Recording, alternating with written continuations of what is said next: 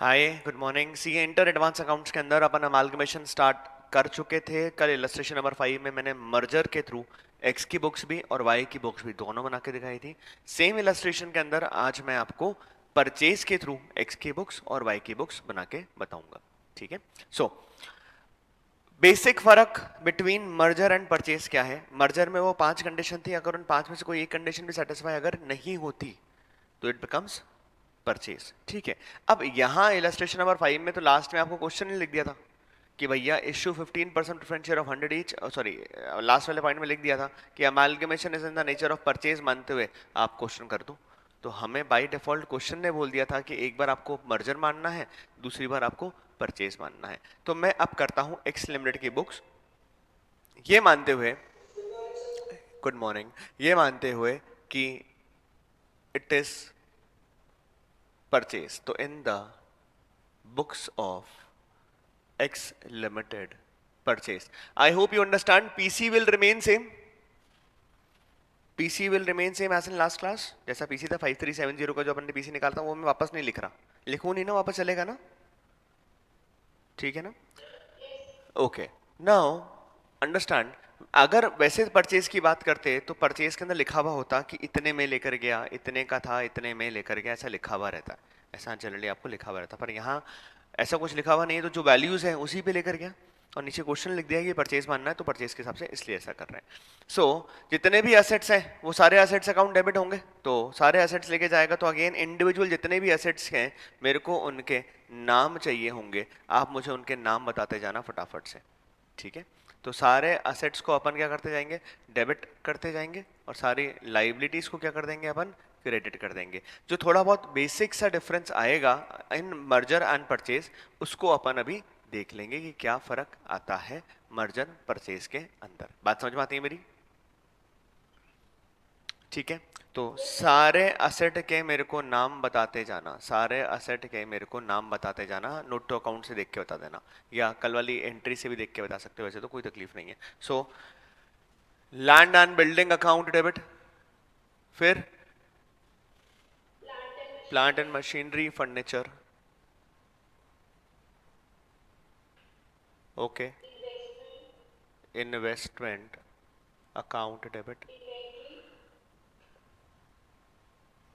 Inventory account debit, trade receivable account debit, बस। Cash and cash equivalent, equivalent account debit. बताओ amount बता दो, Y limited के सारे अमाउंट बता दो। 1550, 1700, फर्नीचर इज 350, फर्नीचर के बाद investment is 500, inventory is, inventory is 950, trade receivable is 1030, cash and cash equivalent is 520। ठीक है। ये सारे एसेट्स अकाउंट डेबिट हो गए, ये सारे एसेट्स अकाउंट डेबिट हो गए। लाइबिलिटीज को क्रेडिट करेंगे। नाउ लाइबिलिटीज में कौन कौन सी है? लाइबिलिटीज में कौन कौन सी लाइबिलिटी ली है? देखो शेयर कैपिटल आएगा नहीं। अब एक बात समझना, एक बात समझना, क्योंकि परचेज है, क्योंकि परचेज है, free reserves belongs to equity share holders of selling company. क्योंकि परचेज है, free reserves belongs to equity share holders of selling company. तो यहाँ है ना, यहाँ ऐसे एक एरो करके लिखना ताकि तुम्हें ध्यान रहे, और बुक में भी लिख लो और यहाँ पे भी लिख लो। In case of purchase free reserves belongs to equity share holders of selling company. मतलब जो परचेजिंग कंपनी है वो फ्री रिजर्व लेकर नहीं जाते। परचेज के केस में फ्री रिजर्व किसको बिलोंग करेंगे? Equity share holders of selling limited को ही बिलोंग करेंगे। मतलब वाई लिमिटेड के इक्विटी शेयर होल्डर को फ्री रिजर्व्स बिलोंग करेंगे, मैं यहां लेकर नहीं जाऊंगा। ये बात समझ में आती है क्या?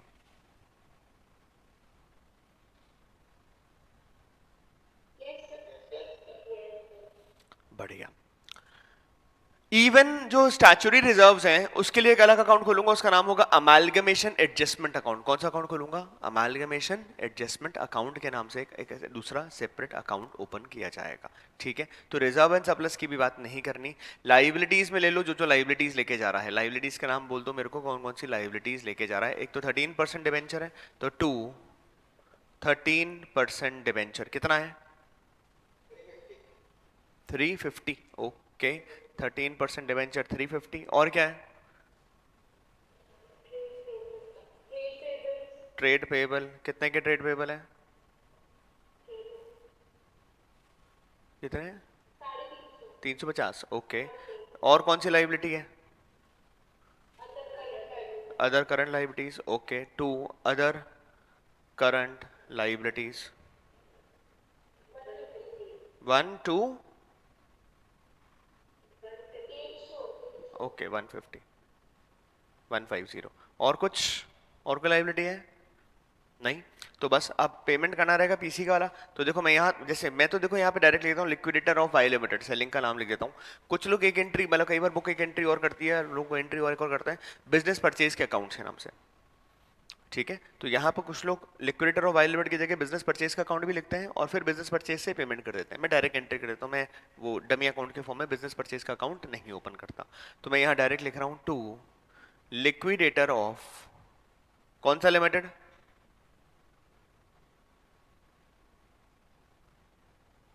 लिक्विडेटर ऑफ, अरे एक्स की तो बुक है, वाई बिक रही है, वाई लिमिटेड 5370। ये 5370 कल अपन ने लास्ट क्लास में पीसी निकाला था, वो सेम पीसी है। और कोई लाइबिलिटी नहीं, कोई एसेट नहीं, क्योंकि परचेज है तो बैलेंसिंग किस में होगी? क्योंकि परचेज है तो बैलेंसिंग किस में होगी? जल्दी से, बैलेंसिंग किस में होगी? गुडविल और कैपिटल रिजर्व में। देखो कहाँ डिफरेंस बच रहा है, डेबिट में डिफरेंस बच रहा है कि क्रेडिट में डिफरेंस बच रहा है? डेबिट ज्यादा है। ओके, डेबिट में कितना है? डेबिट ज्यादा है तो क्रेडिट में बैलेंसिंग बच रही है। कितनी क्रेडिट में बैलेंसिंग बच रही है?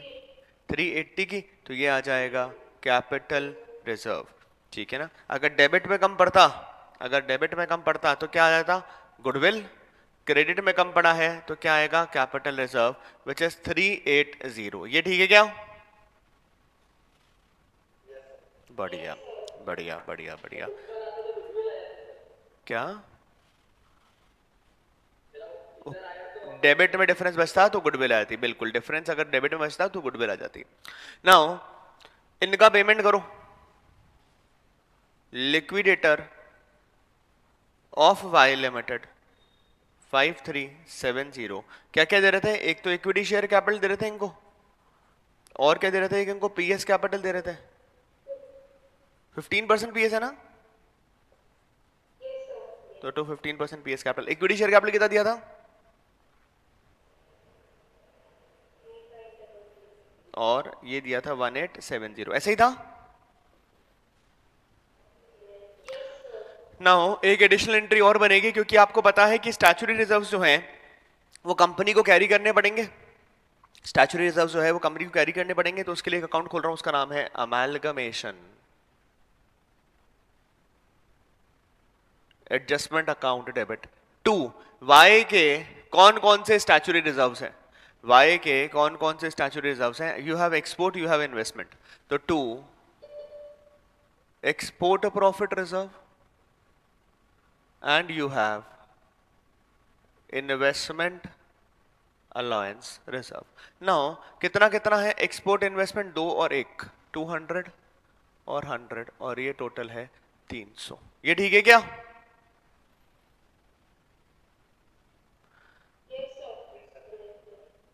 मुझे बताओ एक्स लिमिटेड की बुक्स में और कोई एंट्री बची क्या?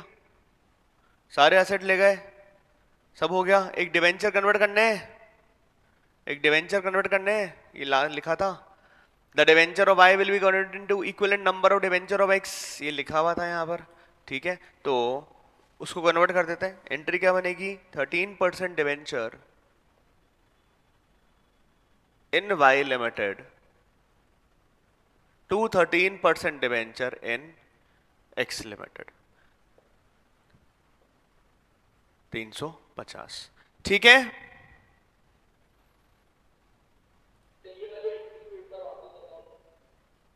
क्या कल भी करी थी सेम एंट्री मेरे भाई, सेम एंट्री कल भी करी थी, डिवेंचर कन्वर्ट करने एक्स के वाई के अंदर, सॉरी वाई वाले जो डिवेंचर उसको एक्स के अंदर, तो वाई वाले डिवेंचर होल्डर्स को हमारे नए डिवेंचर दे दिए।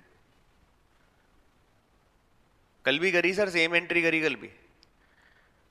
नाउ बैलेंस शीट बनानी है, बैलेंस शीट बना लेते हैं, बैलेंस शीट बनानी है, बैलेंस शीट बना लेते हैं। एक्स की बुक्स के अंदर बैलेंस शीट बनेगी, बहुत बड़ा फर्क तो नहीं आएगा, बैलेंस शीट के अंदर बनाते हैं। क्वेश्चन हटा दूंगा अब, ठीक है, अब क्वेश्चन हटाऊंगा, आपको क्वेश्चन बताना रहेगा मेरे को।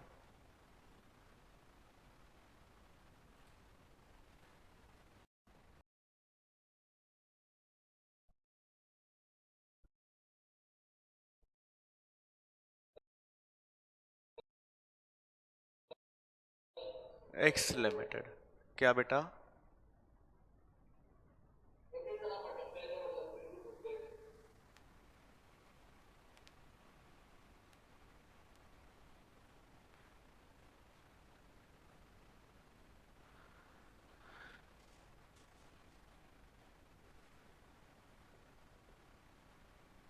Particulars, note to account, amount, ठीक है।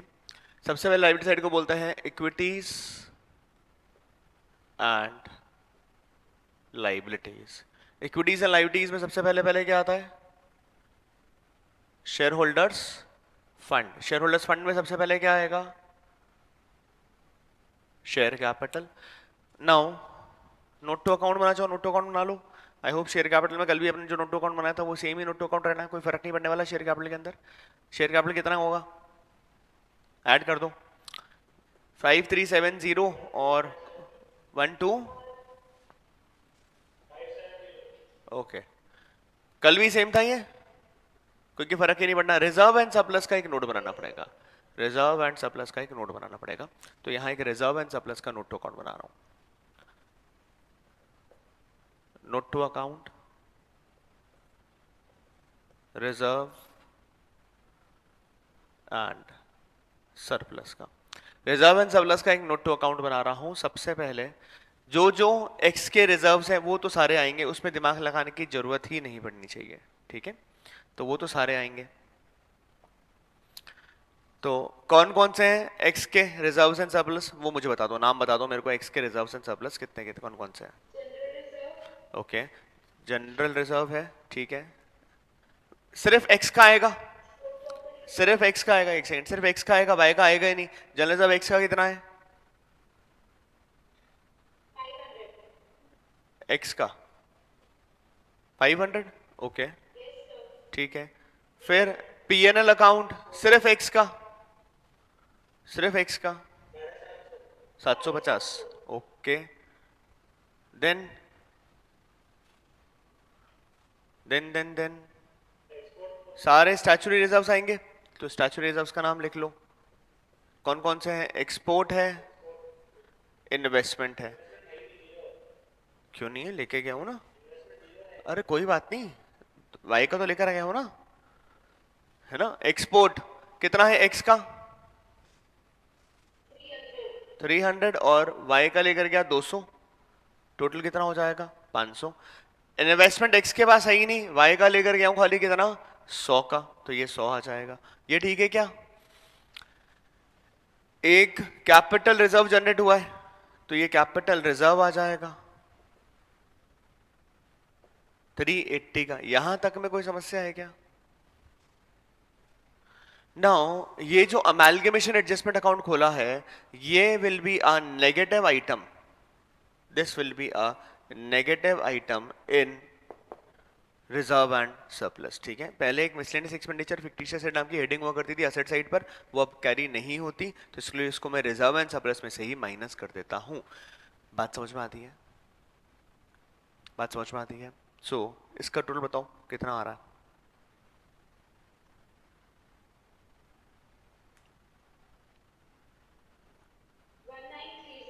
1930, okay. This will be my reserve and surplus. Share holders fund हो गया। शेयर होल्डर्स फंड के बाद नेक्स्ट क्या है? Non current liabilities. तो नॉन करंट लाइबिलिटीज के अंदर क्या है? नॉन करंट लाइबिलिटीज के अंदर डिवेंचर कितना परसेंट? 13% डिवेंचर। दोनों के ऐड कर लो भाई, उसके हमने डिवेंचर दे ही दिए, तो डिवेंचर बता दो कितने हो गए? 850। ठीक है क्या? ओके। डिवेंचर के बाद हमारे पास और क्या है? Current liabilities. तो करंट लाइबिलिटीज में हमारे पास में क्या क्या है? We have trade payable. Add करना डायरेक्ट, दोनों को ऐड कर लूं। ट्रेड पेबल है हमारे पास, और क्या है हमारे पास?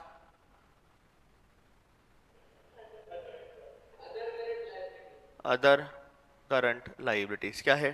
ट्रेड पेबल है 800 के हो जाएंगे, और अदर करंट लाइबिलिटी कितने का होगा? ऐड करना। अदर करंट लाइबिलिटी कितने का होगा? 350 का। ओके। और कुछ नहीं है बैलेंस शीट लाइबिलिटी साइड पे, टोटल लगा देंगे। असेट्स आते हैं। सबसे पहले असेट्स में non current asset. So non current asset के अंदर we have property plant and equipment. Add करना है खाली। पीपीई ऐड करके बता दो कितना हुआ? कितना हुआ ऐड करके बता दो? 9925। मुझे नोट बनाने की जरूरत नहीं है, आपको एग्जाम में जब आएगा तो नोट बना के दिखाना पड़ेगा, ये ध्यान रखना, एग्जाम में नोट बना के दिखाना पड़ेगा। अभी तो डायरेक्ट ऐड कर लेते हैं। Non current investment. Non current investment कितने के हुए? 1200। ओके। नॉन करंट इन्वेस्टमेंट 1200 के हो गए। इसके अलावा we have current assets. Now current asset के अंदर वी हैव इन्वेंट्री। ऐड करना है, ऐड करके बता दो। 12200। 2200। ओके। इन्वेंट्री के बाद we have trade receivable. Add कर दूं, कितना हो रहा है? 1930। और लास्ट में we have cash and cash equivalent. Add कर दो, कितना हो रहा है? 1245। टोटल लगाओ, बैलेंस शीट कितने में मैच कर रही है बता दो? 16500। ओके। और मर्जर में कितने पे कर रही थी? मर्जर पे कितने में कर रही थी? 16500 कर रही थी। क्योंकि सारे एसेट्स लायबिलिटीज सेम वैल्यू पे जा रहे हैं, इसके लिए ज्यादा फर्क नहीं पड़ा इन टर्म्स ऑफ टोटल और बैलेंस शीट। बात समझ में आती है? ठीक है क्या?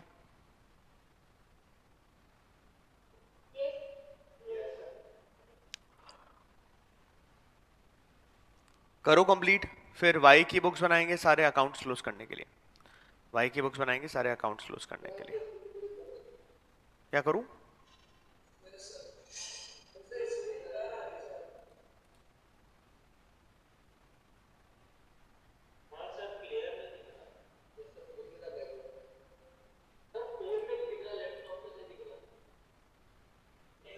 ओके कोई बात नहीं, कॉपी करो, कॉपी करो, कॉपी तो करो, कॉपी तो करो, कॉपी तो करो।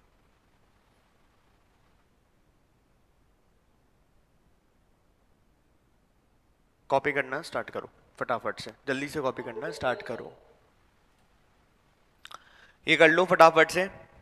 इसके बाद सेलिंग की बुक्स बनाएंगे। तो सेलिंग की बुक्स में कल अपन ने मर्जर में भी अकाउंट खोले थे, कल अपन ने मर्जर के अंदर भी अकाउंट खोले थे सेलिंग के अंदर। तो कौन कौन से अकाउंट खुलते हैं? कौन कौन से अकाउंट खुलते हैं सेलिंग की बुक्स के अंदर?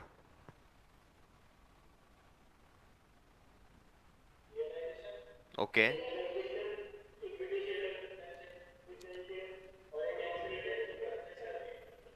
बढ़िया, सारे अकाउंट आज भी खोलेंगे।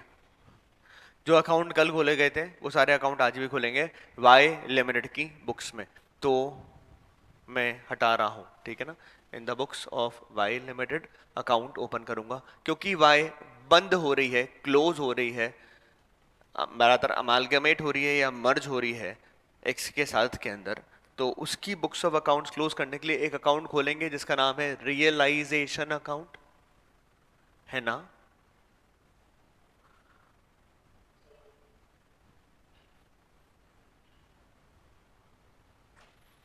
तो in the books of Y limited सबसे पहले जो मैं अकाउंट खोलने जा रहा हूं उसका नाम है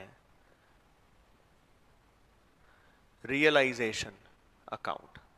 नाउ रियलाइजेशन अकाउंट हमेशा ध्यान रखना, चाहे परचेज हो चाहे मर्जर हो। देखो अभी इस वाले क्वेश्चन में समस्या नहीं है। इस वाले क्वेश्चन में समस्या क्यों नहीं है? क्योंकि जितनी वैल्यूज मर्जर में थी उतनी वैल्यूज परचेज में।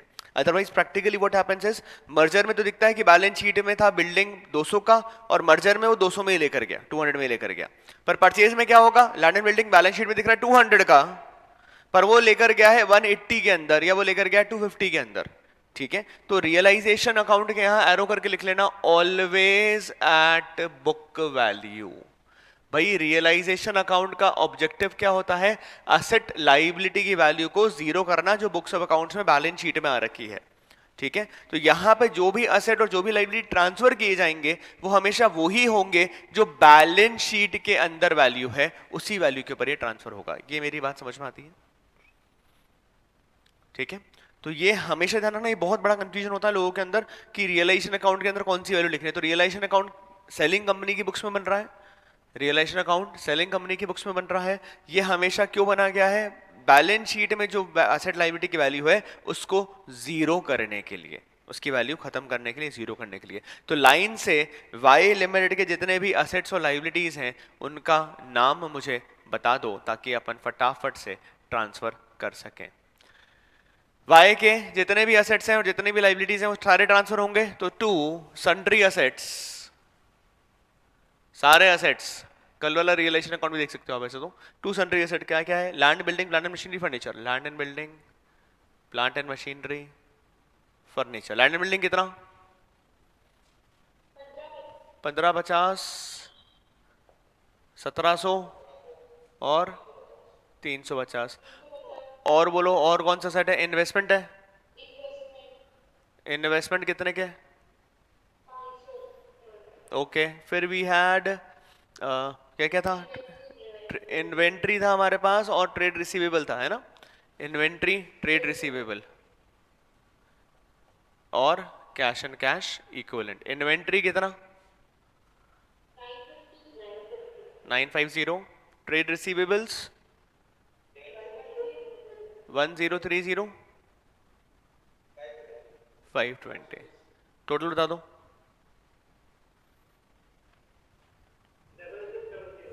Double six double zero. Okay, then by sundry liabilities, जो जो लाइबिलिटीज है वो सारी लाइबिलिटीज के नाम आ जाएंगे। लाइबिलिटी के नाम बोलो। You had debenture, 13% debenture.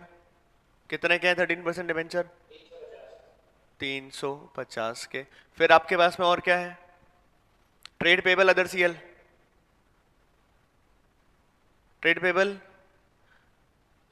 वो भी 350। Okay, other CL 150। ऐसा ही है बस, और कोई है ही नहीं। इक्विटी शेयर पीएस कैपिटल तो अलग कहानी हो गई, इक्विटी पीएस तो अलग अलग कहानी हो गई, उससे मतलब ही नहीं है। रिजर्व आएंगे नहीं, रिजर्व आएंगे नहीं। टोटल बता दो कितना हुआ।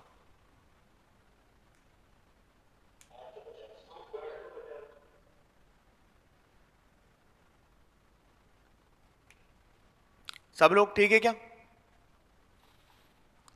सब लोग ठीक है क्या? एक बार, एक बार सारे अकाउंट खोलो जो अपन ने कल खोले थे। मैंने आपको बोला मर्जर और परचेज में बेसिक फर्क क्या है? जो फ्री रिजर्व्स है, जो फ्री रिजर्व्स है, those belongs to, that will belong to who? Very good, that will belong to equity share holder of selling company. तो एक बार जल्दी से कोशिश करें, एक बार जल्दी से कोशिश करें बाकी सारे अकाउंट बनाकर करने की, ताकि अगर कुछ गड़बड़ तुम्हारे दिमाग में चल रही होगी तो गड़बड़ दूर हो जाएगी। तो एक बार जल्दी से कोशिश करें। मैं कर रहा हूं, आप भी एक बार जल्दी से कोशिश कर लें।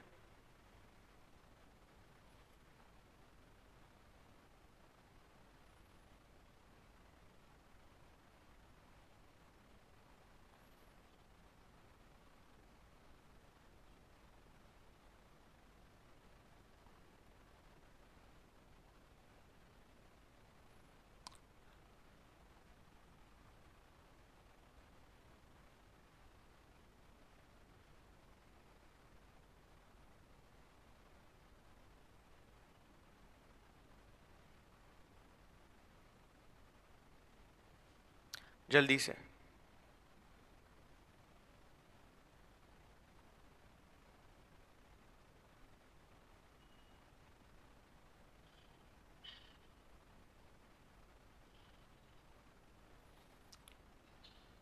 अच्छा ये बताओ, जो स्टैच्यूटरी रिजर्व्स हैं वो कहाँ लिखूं? जो स्टैच्यूटरी रिजर्व्स हैं वो कहाँ लिखूं?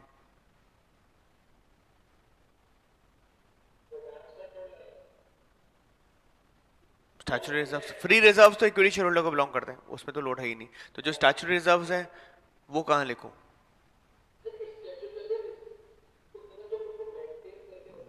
परचेजिंग को मेंटेन करके रखने जाते हैं स्टैच्यूटरी रिजर्व, वो परचेजिंग को करने। ये तो बंद ही हो रही है, बुक्स ही जो बंद हो रही है, वो क्या मेंटेन करेगा?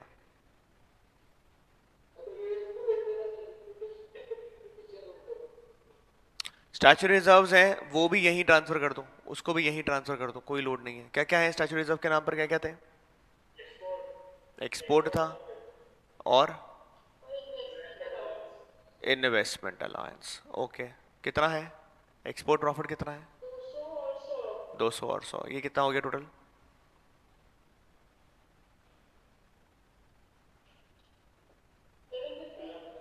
ठीक है, ठीक है। By X limited, PC, PC कितना है? 5370 का पीसी है। ठीक है, तो बाकी अकाउंट भी खोलता हूँ ताकि मैं सब में पोस्टिंग कर सकूं। अकाउंट के नाम बोलो, और कौन कौन से खोलना है? एक इक्विटी शेयर होल्डर का खोलना है, एक पीएस, एक इक्विटी शेयर होल्डर का खोलना है, एक पीएस होल्डर का खोलना है, और कौन से खोलने हैं? जितने अकाउंट कल खोले थे उतने सारे खोलेंगे, सारे अकाउंट खोलेंगे जितने कल खोले थे। हाँ,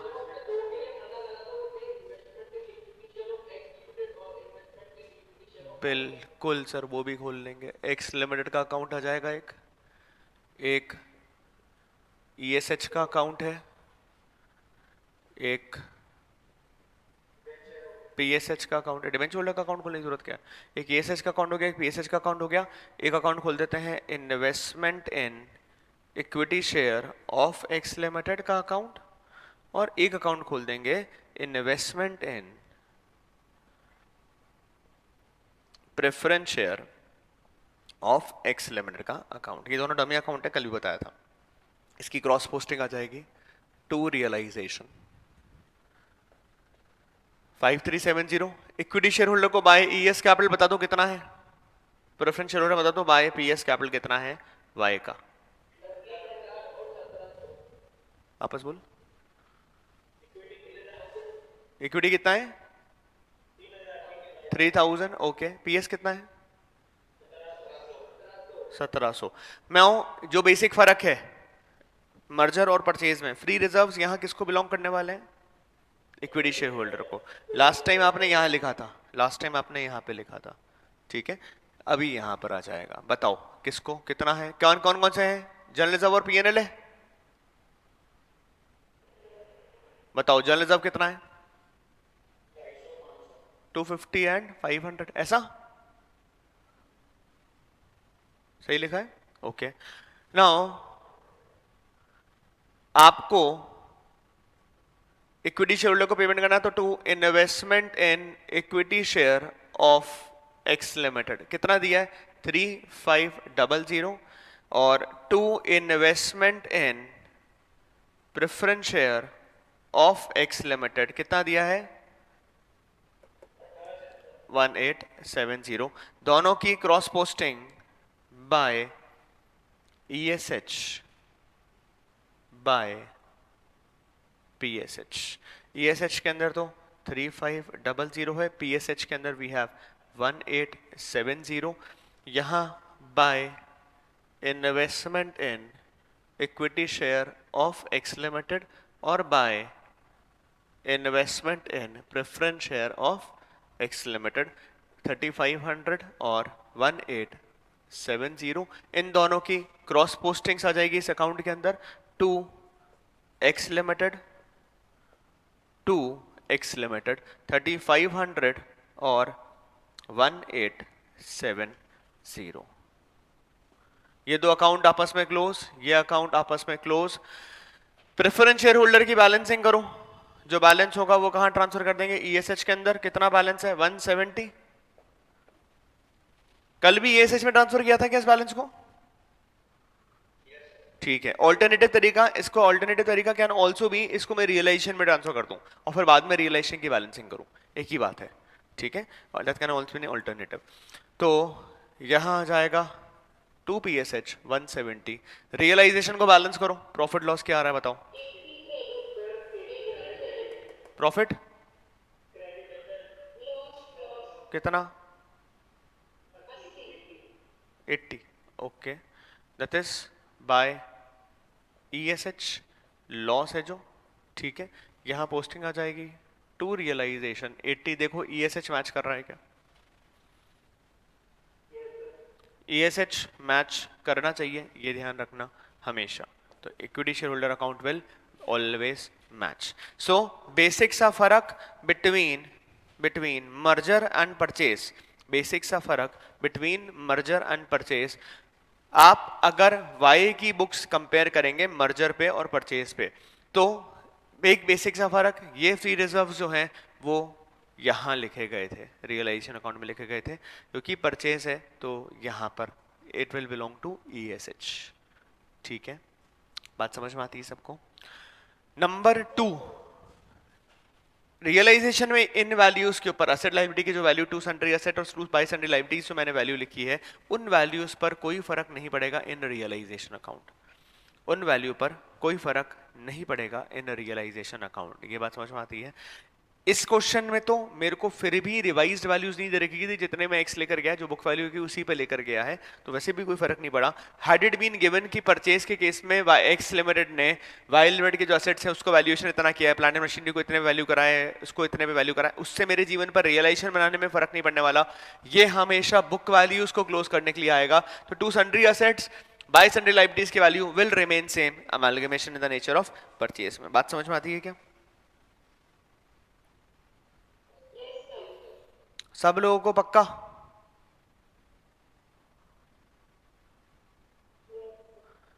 बढ़िया, करो भाई फटाफट से कॉपी, इसको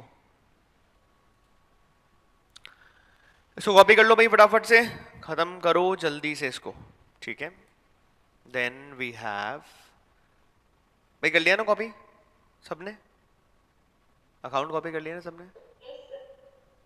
ठीक है, so now we have illustration number 6। ठीक है, तो इलस्ट्रेशन नंबर 6 में लिखा है, अब भाई ये तो अब चालू कर रहा है, journal entries to close the books of vendor company, vendor company मतलब सेलिंग कंपनी की बुक्स को क्लोज करने की बात कर रहा है। Illustration number 6, Y limited acquires the business of G limited whose balance sheet on 31 March is as under, balance sheet दे रखी है, लाइबिलिटीज है, कुछ असेट्स दे रखे हैं, रिजर्व एंड सरप्लस भी दिख रहा है। ओके, फिर लिखा है Y limited was to take over all assets except cash and liabilities except for interest due on debenture and to pay the following amount. ये लाइन पढ़ के मुझे बताओ क्या लगता है, मर्जर होगा कि परचेज होगा?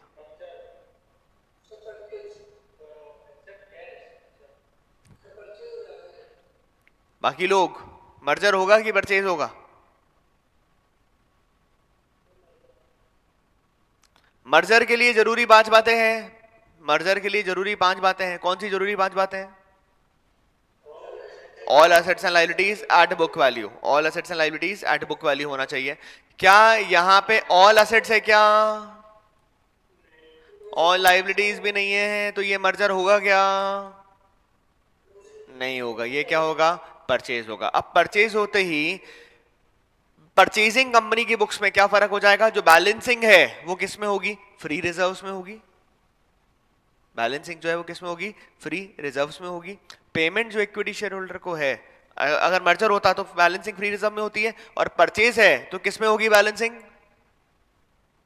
गुडविल या कैपिटलिज्म में। ठीक है, सेलिंग कंपनी की बुक्स में अगर मर्जर होता तो फ्री रिजर्व रियलाइजेशन अकाउंट में जाते हैं, है ना? पर परचेज है तो free reserves will go to equity share holders account. बढ़िया, बढ़िया। फिर लिखा है Y to take over all assets except cash and liabilities, और इतना पेमेंट कर रहे हैं, 2 लाख रुपीज, 2 लाख लिखा है, 7% debenture in Y for the existing debenture in Z for the purpose each debenture in Y to be treated at worth 105। ठीक है, Y limited take over कर रही है, तो हमने हमारा हर डिबेंचर 105 में दिया है एग्जिस्टिंग डिबेंचर जेड लिमिट को ट्रांस खत्म करने के लिए।